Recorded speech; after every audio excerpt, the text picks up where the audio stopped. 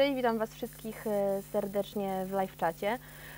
Dzisiaj mamy wyjątkowy program, ponieważ i zagraniczny gość, który jest częścią wielkiego projektu Life in a Day. Za chwilkę porozmawiamy z Joe Walkerem, który był współreżyserem i głównym montażystą przy projekcie, którego pomysłodawcą był serwis YouTube. Projekt dotarł do naprawdę dalekich zakątków globu. No i dzisiaj będziemy o tym rozmawiać. Będziemy rozmawiać o tym, jak robić filmy, jaka była idea projektu. Naszym gościem, jak już wspomniałam na początku, jest Joe Walker, współreżyser i główny montażysta filmu. Będę zadawała mu pytania również od Was, więc jeżeli takie macie, to piszcie na czacie i program będzie po angielsku, ponieważ nasz gość jest anglojęzyczny. Natomiast skrót, zapis z dzisiejszego nagrania z tłumaczeniem będzie dostępny u nas na Lukr TV. Także śledźcie naszą stronę, śledźcie naszego bloga, tam takie informacje będą się pojawiać. So hello Joe, nice to see you, nice to have you with us. Thank you for being here. How are you? How are you? I'm not too bad. Yeah, I've been a busy bee. I'm just back from Sundance last week and going over to Berlin tomorrow. So yes, I'm busy but very happy. So you are in London now, right?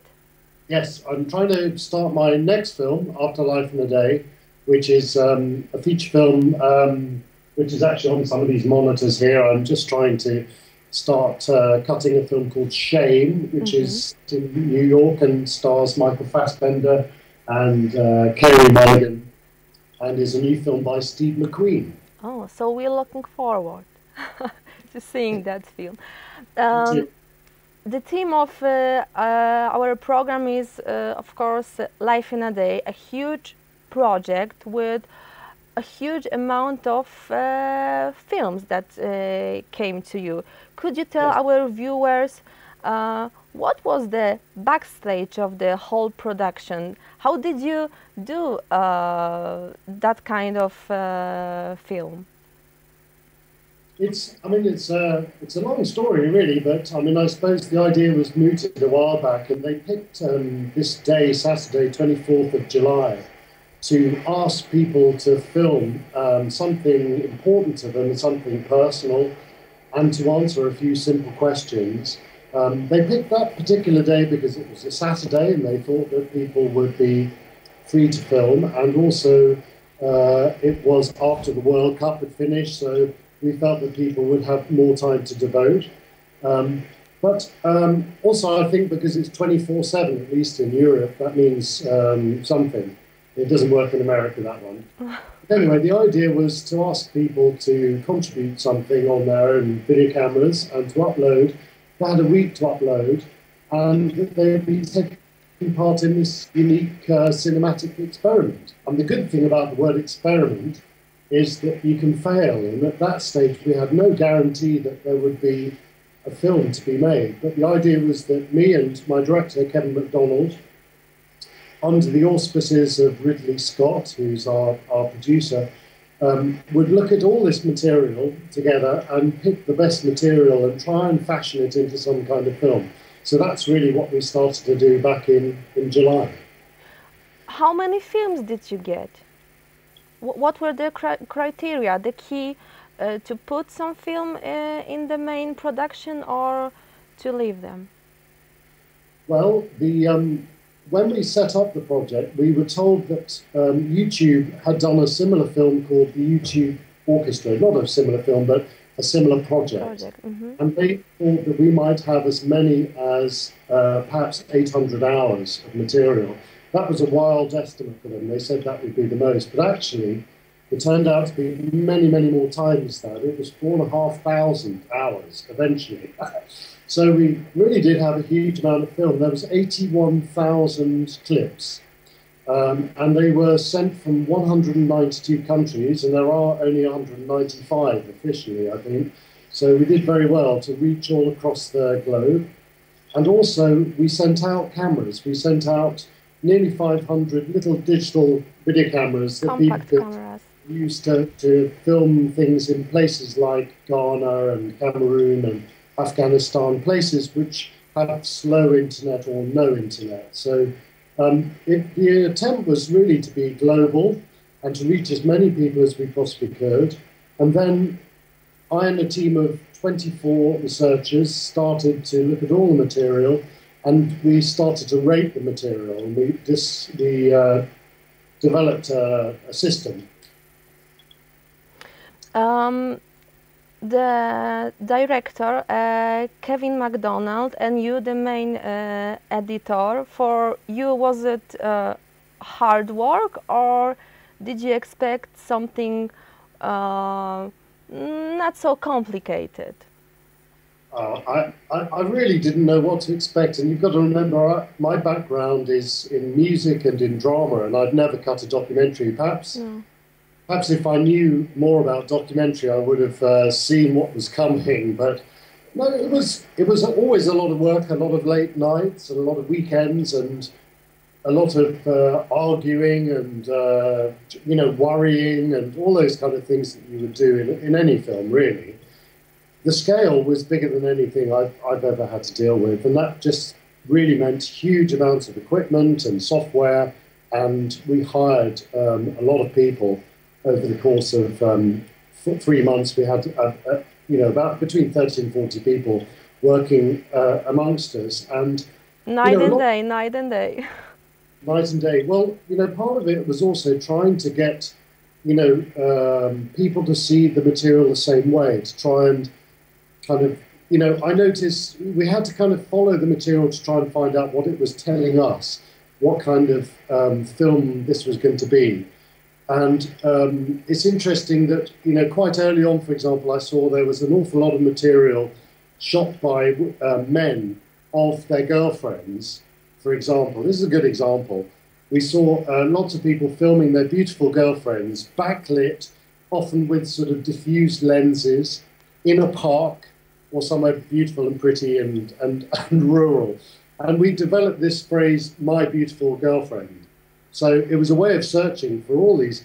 I think there were about 1,000 clips that were just basically people taking pictures of their girlfriends. And conversely, I noticed that an awful lot of women were taking films of their husbands or boyfriends or men, just basically being extremely stupid and doing pompous and stupid things. So I sort of already had some sense early on that we could maybe build something about relationships and look at the life and death of a relationship over a long period of time using different clips in what I call a sort of Frankenstein way. And luckily, this was something Kevin, our director, also liked. So we worked this together. And a big portion of the film is to do with relationships and love and, asking somebody out on a first date and maybe being successful, maybe not. But you told that you view the films, and the title of the film is Life in a Day. So there was no basic scenario. You've got no some kind of main idea of the film. It was spontaneous, yeah, right? It is spontaneous. It's a very poetic film. It goes. Sometimes it might take 2 viewings to understand what the connection between one film and the next really is. There is always a connection, and there's a thread, if you like. There's a structure as well, which is a very simple thing, which was very early in the day. We started to notice that there were videos people had sent of the full moon. And we didn't anticipate that. Nobody had anticipated that on the 24th of July, it was going to be a full moon. And this meant that there were a whole load of stories that were connected to that. For example, an Indonesian maid was filmed making sort of offerings for the gods, for Vishnu. And this is a special ceremony that takes place on a full moon. Also, there were dozens of shots came along that were shots of people just looking at the moon from the different perspectives of Ukraine or from Kiev or from Malawi. We had pictures from all over the world of people looking at the moon and doing strange things under the moon. So very early on we realised that we perhaps had a beginning of a film there. And because I also saw a clip of a girl in a car in a thunderstorm right at the end of the evening at about 2 or 3 minutes to midnight, I realised that we had a sort of beginning and an end. And Kevin and I, we agreed that this would be a good structure to follow a day, a normal day like any other day. There are other structures as well. For example, there's a birth and death structure. There's a sort of light and dark. There are many other sort of shapes. But basically, as we said originally, it's a sort of poetic film that follows its own thread. We've got questions from our internauts. How many people did you reject? Do you know? How many people? Well, if you think about it, there were, I think the maths would be something like, out of 30,000 contributors, we only took material from about 350 people. Mm-hmm. There's a 1 in 1,000 got through. I'm not going to tell you, a lot of it was not that good. So it made life quite easy. The hardest thing was that all the material that's really quite good, mm-hmm. it's the hardest stuff to deal with, because you sort of feel as though somebody's made this generous attempt to share something, and they filmed it very well, and they've done their best to try and make a film out of it, and you feel so guilty for not using it. There's some really great stuff we haven't been able to use, and of course, that was the hardest thing. The easy thing, the thing that I've always thought the gift from the gods, was when something was clearly not very good and that they'd spent less time thinking about filming it than we did in rating it. So that was the hard thing, it was the good stuff. And during the project, did you discover some extremely talented filmmakers? Definitely, definitely. We, I don't know if you know, but when we went to Sundance for our premiere, we invited 26 of the filmmakers to join us. And the idea was to sort of spot some future talents. I would say that there are, that was a small proportion of the people I think are really good filmmakers who shared their material with us. But a lot of people just shot things on their web camera, and it wasn't important to us that people spent money or made it look professional. That was not the most important thing. The most important thing was characters that you could relate to, stories that you could relate to, atmosphere, good shots, interesting shots, and it could have been shot on any format, really.